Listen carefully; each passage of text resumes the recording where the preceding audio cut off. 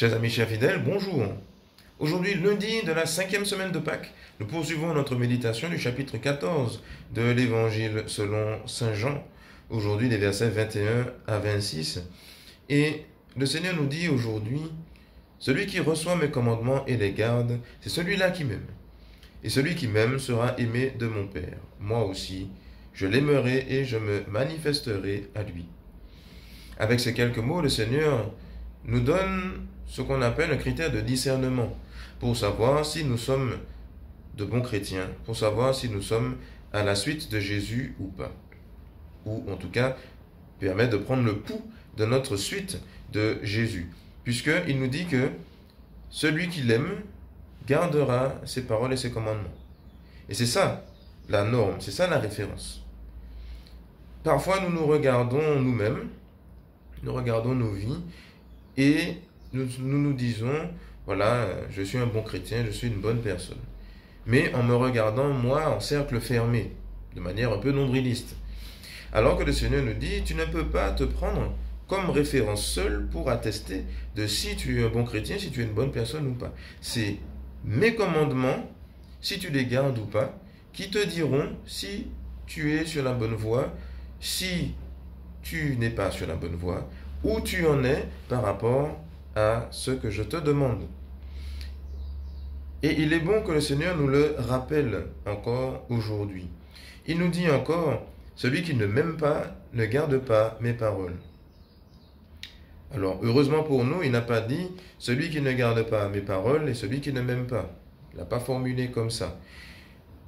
Parce que de fait, on voit toujours que nous ne sommes pas toujours fidèles à ce que Dieu nous demande. Mais quand il nous dit celui qui ne m'aime pas ne garde pas mes paroles, c'est-à-dire si je rejette Jésus, de fait, voilà, je ne peux pas non plus faire ce qu'il me demande. Mais attention quand même, parce que celui qui ne garde pas ses paroles quand même, ça peut dire quelque chose de notre amour pour lui quand même. Donc, attention quand même à cela. Et la chose magnifique qui vient à la suite de cette réception positive des commandements de Jésus est que le Seigneur, Jésus et son Père viendront demeurer en nous. C'est ce qu'il dit un petit peu plus bas. Si quelqu'un m'aime, il gardera ma parole, mon Père l'aimera, nous viendrons vers lui et chez lui, nous nous ferons une demeure. Une demeure qui est physico-spirituelle. Pour prendre une image, pour essayer d'illustrer, un fiancé qui est amoureux de sa fiancée dira, voilà, elle habite mes pensées, elle hante mes désirs, etc.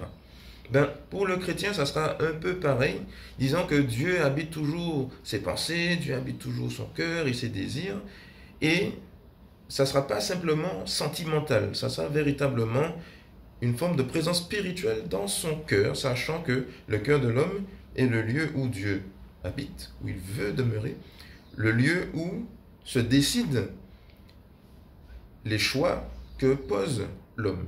Les pensées, les paroles et les actes naissent du cœur de l'homme. Et donc, si Dieu demeure, les actes seront bons. Si Dieu ne demeure pas, les actes ne seront pas bons. Alors, vous allez me dire, c'est pas si binaire que ça. De fait, ça n'est pas si binaire, mais c'est une invitation en tout cas à s'organiser nous-mêmes pour aimer Dieu davantage, afin qu'il demeure davantage dans notre cœur et que ça se voit que nous sommes des amoureux de Dieu. Parce que c'est ça l'objectif, et c'est ça finalement qui attestera que je suis un bon chrétien ou pas. Donc, que le Seigneur nous donne cette grâce de vivre en amoureux de lui, et que ça se voit. Bonne journée à tous et bonne méditation.